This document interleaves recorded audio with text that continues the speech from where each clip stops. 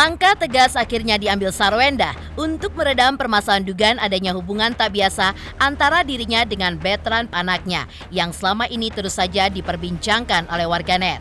Ya, seperti diketahui, kembali mendapatkan beberapa komentar tidak wajar dari warganet di akun TikToknya di tengah heboh kabar dugaan retaknya rumah tangganya dengan Ruben Onsu yang sempat menghebohkan belum lama ini. Sarwenda pun akhirnya muncul bersama kuasa hukumnya dan mengaku akan memberikan somasi terbuka untuk akun-akun di media sosial yang secara terbuka telah melakukan penghinaan kepadanya tersebut. Lantas, seperti apa bunyi somasi terbuka yang dilayangkan oleh pihak Sarwenda untuk akun-akun yang telah dikantongi olehnya tersebut?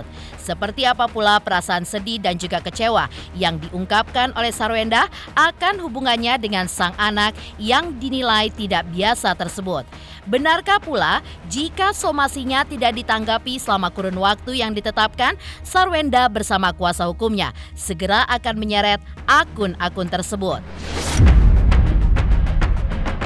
Pemirsa, bersama Intens Investigasi, kami hadirkan kabar terkini, terpercaya, dan teraktual. Tetapi sebelumnya, jangan lupa untuk like, subscribe, dan juga share channel YouTube ini.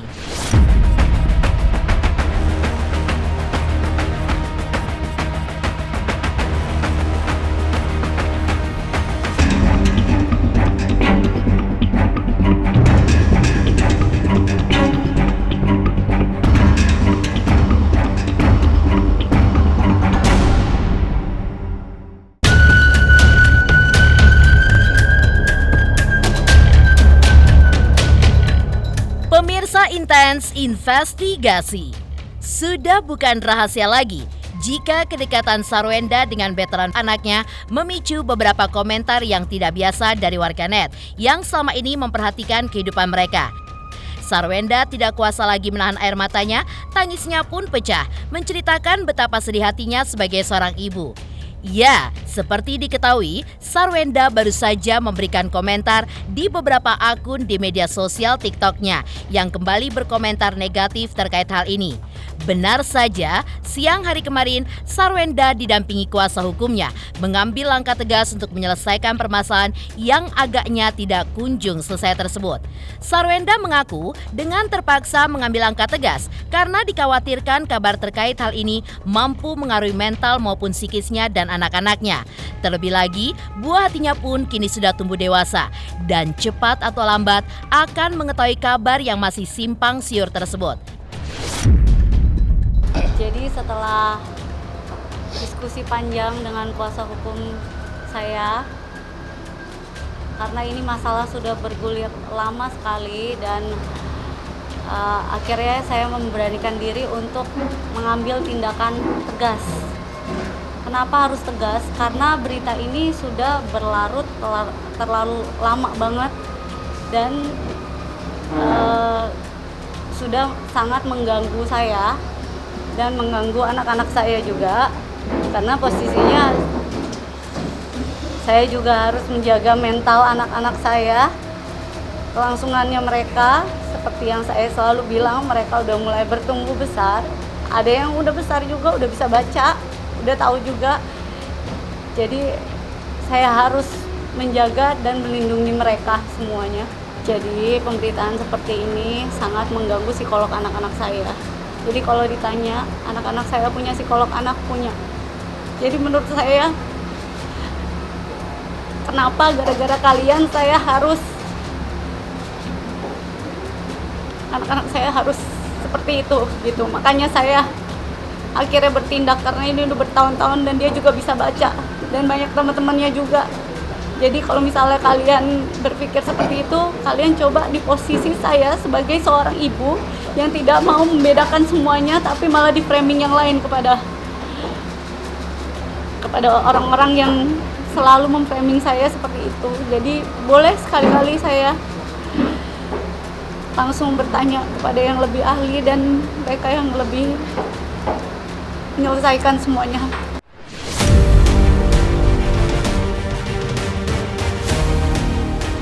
Dengan tegas dan suaranya yang bergetar, Sarwenda pun menyatakan hubungan tak biasa antara dirinya dan sang anak yang akrab disapa Onyo tersebut tidak benar adanya. Pasalnya, ia sebagai seorang ibu memiliki pola asuh yang tidak membeda-bedakan dari mana anaknya tersebut berasal, baik dari rahimnya sendiri ataupun hal-hal lainnya.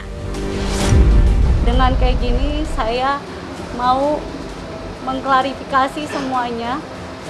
Apa yang diomongin orang itu ya fitnah gitu. Jadi saya harus bertindak tegas dan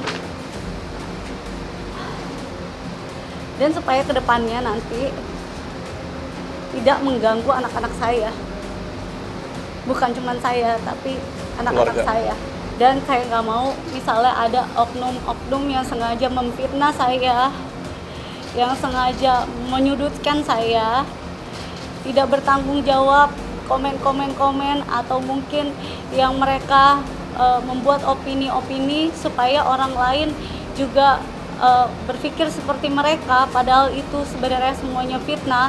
Itu benar-benar diselesaikan dengan baik-baik demi kedepannya tidak mengganggu psikologis ataupun mental anak-anak saya. Dan saya ini hanya berusaha untuk belajar menjadi ibu yang tidak membeda-bedakan anak-anaknya dan berusaha untuk adil ke semua anak-anaknya. Jadi kalau misalnya ternyata etikat baik seperti itu, niat baik tulus seperti itu di framing orang, difitnah orang, pasti ada rasa sedih dan kecewa.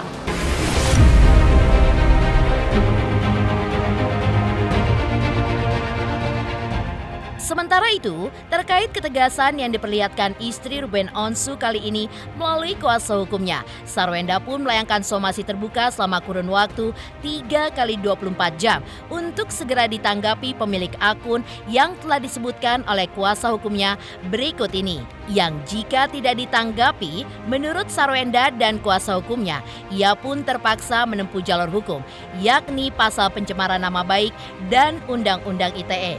Seperti inilah bunyi somasi yang dilayangkan Sarwenda untuk pihak-pihak yang telah melakukan ujaran kebencian kepadanya, sekaligus pasal-pasal yang akan disangkakannya untuk pemilik akun jika tidak segera menanggapi somasi 3x24 jam yang dilayangkannya.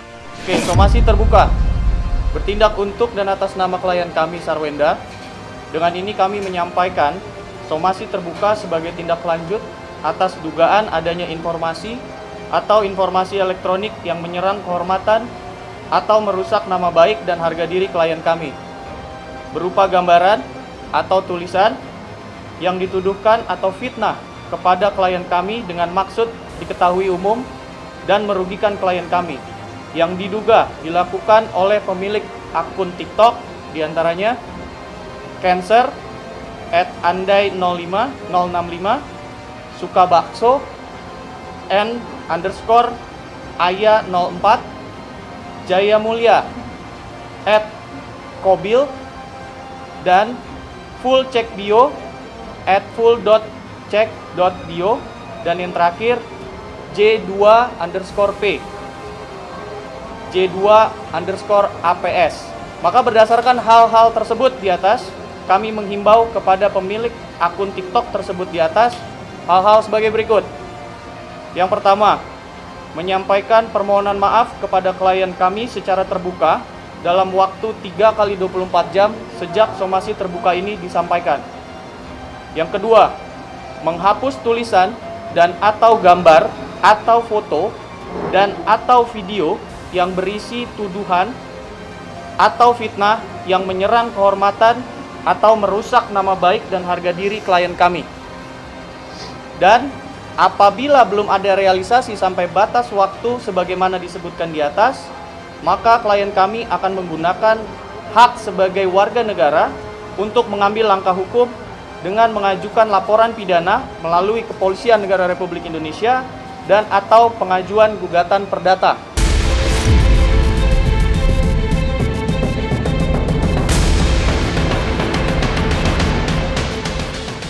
Ya, dalam hal ini, Sarwenda pun tidak sepenuhnya gelap mata untuk menyeret pihak-pihak yang terbukti telah menyakiti hati dan perasaannya tersebut ke balik jeruji besi. Pasalnya, permintaan yang dilayangkan Sarwenda pun cukup simpel, yaitu akun-akun yang telah disebutkan olehnya tersebut melakukan permintaan maaf secara terbuka dan diunggah di akun media sosial mereka masing-masing.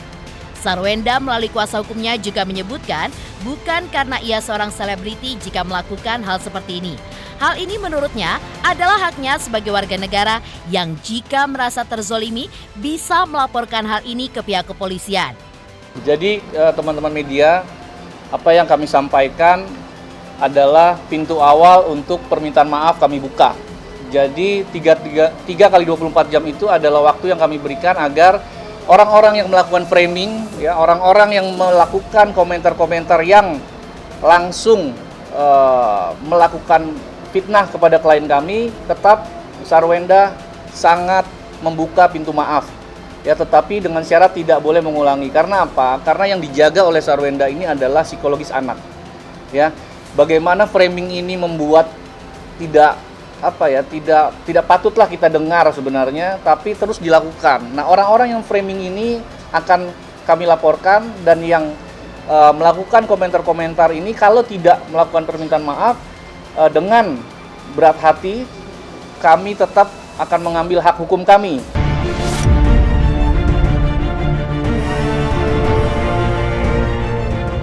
Di tengah kehebohan somasi yang dilayangkan Sarwenda, sebelumnya juga heboh Ruben Onsu yang mengungkapkan kondisi kesehatannya saat menjadi host di panggung Silat Awards 2024.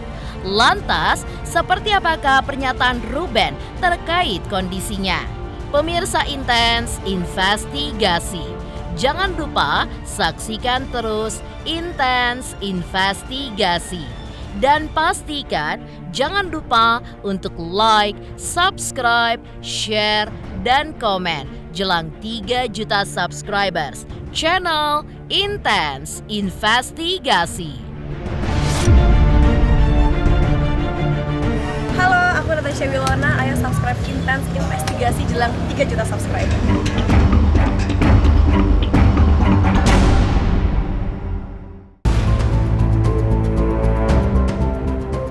Ya, bukan sebuah hal yang baru jika Ruben kerap dihadapkan dengan berbagai penyakit yang singgah ke dalam tubuhnya. Yang terbaru, diketahui jika Ruben mengidap penyakit langka berupa empty sella syndrome, sehingga ia pun harus menjalani beberapa perawatan dan juga terapi. Menurut informasi, ESS sendiri merupakan penyakit yang menyerang otak bagian sella tursika atau ruang dasar otak tempat kelenjar pituitari yang berfungsi untuk menghasilkan hormon pada kesehatan. Akibat penyakit tersebut, diceritakan Ruben di panggung Silat Awards 2024 belum lama ini. Ia pun harus bekerja sembari mendapatkan pantauan dari dokter. Masih terus berobat ya, gitu. Masih terus cek. Ini satu penyakit yang dari Sarwenda ini sudah diangkat dari operasi kemarin, tapi sekarang ini ada yang lebih satu lagi yang kita lagi konsen banget, serius kan, karena ada sesuatu di batang otak yang cukup mengganggu gitu.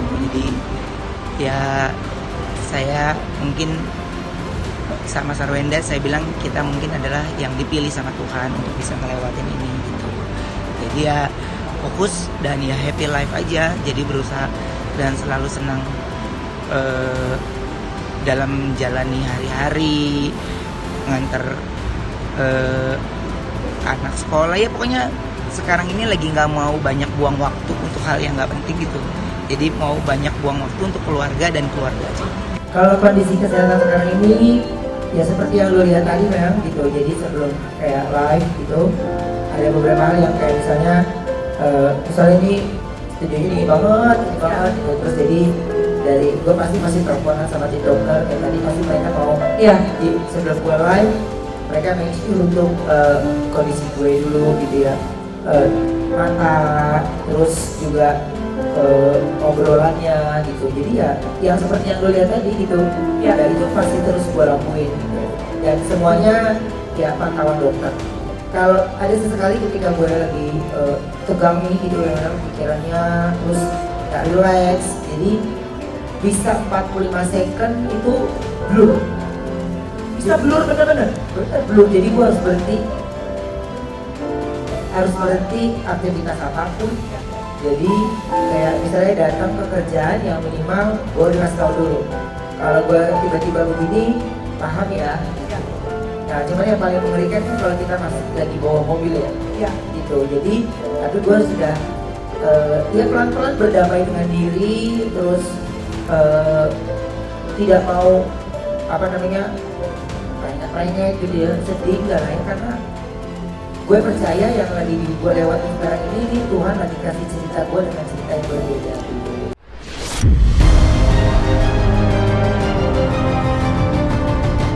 Meskipun begitu, penyakit yang diderita Ruben tidak membuatnya hanya berdiam diri dan menyesali sakit yang dikabarkan telah dideritanya sejak lama tersebut. Menyadari memikul tanggung jawab besar untuk orang-orang yang dicintainya dan para karyawannya, Ruben pun terus berjuang keras meski terkadang sakit masih terus merongrong tubuhnya. Nah, ini jujur ya, melihat kamu tuh kerja sekenceng itu. Dan di saat bersamaan kita tahu bahwa Ruben Onsu bukan baru tahun ini loh, sudah beberapa tahun kondisinya naik turun. Kenapa sih kalau boleh tahu tidak ngerem sedikit? Apakah memang karena begitu banyak yang Ruben harus tanggung sebagai kepala keluarga? Saya hanya bisa bicara, saya ini bukan lahir dari anak orang berada. Ya. Saya bisa beli ini, beli itu, atau sampai saya berada di panggung ini, di panggung megahnya silat ini saya ada proses, ya. Dan kalau dibilang kerja sana sini, semua orang pasti punya cerita yang berbeda. Tapi kalau saya boleh bicara ya, saya lagi punya banyak keinginan, ya. Dan kita juga lebih banyak keperluan. Dan ya, saya bukan mungkin kayak anak-anak yang lain ya, mungkin bisa minta uang sama orang tuanya atau bisa minta sama kakaknya, saudaranya gitu ya. Kalau saya mau beli sesuatu ya saya harus tabung dulu, baru saya bisa beli. Saya kalau mau beli sesuatu ya saya harus hitung-hitung dulu, baru saya bisa beli. Karena lagi banyak pengeluaran yang cukup besar, ya saya harus lupakan bermalas-malasan, lupakan untuk mengeluh, lupakan untuk menyalahkan suasana. Intinya adalah ya saya harus selesaikan itu dengan baik.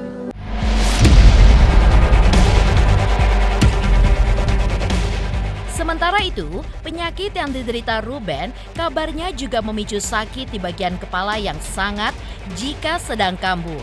Kemungkinan hal itulah yang membuatnya hanya bisa tidur 3 jam dalam sehari. Dan seperti inilah cerita Ruben yang berusaha untuk berdamai dengan penyakit yang tengah merongrong tubuhnya tersebut. Segala hal yang gue jalani sekarang itu bukan hal yang gue sesali gitu. Tapi banyak deh, akhirnya saya belajar tentang hidup gitu, tentang berdamai dengan apa yang lagi kita hadapi gitu ya. Dan ini kan kadang-kadang ada loh kita tiba-tiba gue mesti kayak gini, ke dokter tuh udah kayak best friend gitu ya. Jadi seringnya.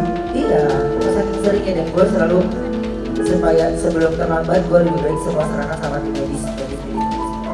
Walaupun kadang-kadang jujur kondisi kesehatan kamu ya, tidak selalu dalam keadaan ideal untuk bekerja sekencang sekarang. Iya, pasti. Apalagi ya jam tidur 3 jam tuh udah paling lama. 3 jam itu udah paling lama. Jadi harus kembali bekerja dan mengeluh enggak, tapi cuman gini doang. Ada saat sekali cuman bisa bilang capek.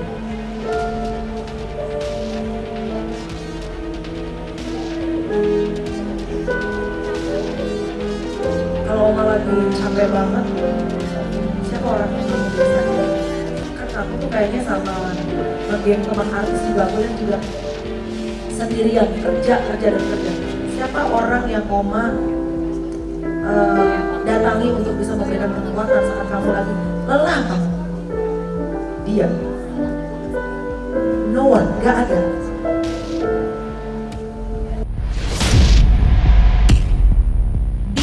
lain menjadi saksi ketika menyaksikan Ruben menelpon dokter untuk memantau kondisi kesehatannya.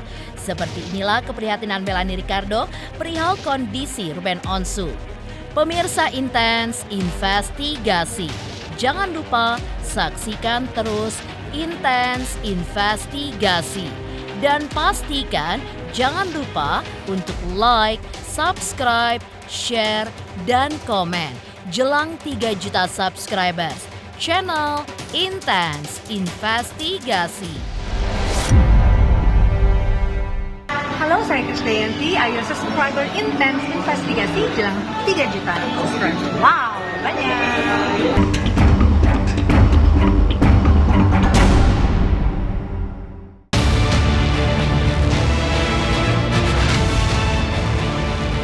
Ya, bagi Ruben Onsu, sakit yang dirasakannya tidak berarti apa-apa jika ia melihat senyum dan rona bahagia dari wajah orang-orang tersayangnya. Dan seperti inilah keprihatinan Melanie Ricardo atas cobaan hidup yang kini harus dihadapi Ruben Onsu. Ya memang kayak Ruben kan memang sekarang mungkin teman-teman juga tahu banyak pemberitaan di luar. Ya jujur kalau aku sih tadi memang ya banyak ngobrol ya di belakang panggung, hati ke hati sama kita sesama kaum perintis ya, pejuang cuan-cuan halal gitu. Terus juga tentang keluarga, tentang hidup, banyak hal gitu. Ya tadi juga sebelum mulai syuting, Ruben tuh telepon dulu dokternya gitu, karena kan cuacanya di sini dingin ya, AC juga, jadi beliau tuh harus dicek gitu, harus ini harus apa, jadi ada dikasih guidance panduan gitu ya. Semoga ayah Ruben diberikan kesehatan sama Tuhan, walaupun sekarang kan kondisi tadi kayak tadi tuh ayah tuh nunjukin tangannya yang sebelah kanan apa sebelah kiri, sebelah kanan lebih dingin daripada sebelah kiri gitu kalau nggak salah. Jadi ya belum stabil kesehatannya, tapi ya puji Tuhan sekarang udah mulai bisa lebih baik dibanding sebelumnya. Ya mudah-mudahan tidak stres ya, apapun tantangan cobaan dalam hidup dilewati dengan sabar dan berpegang terus sama Tuhan. Semoga ayah juga dalam keadaan selalu sehat gitu, karena banyak orang pegawai-pegawainya yang berpegang di belakangnya beliau gitu.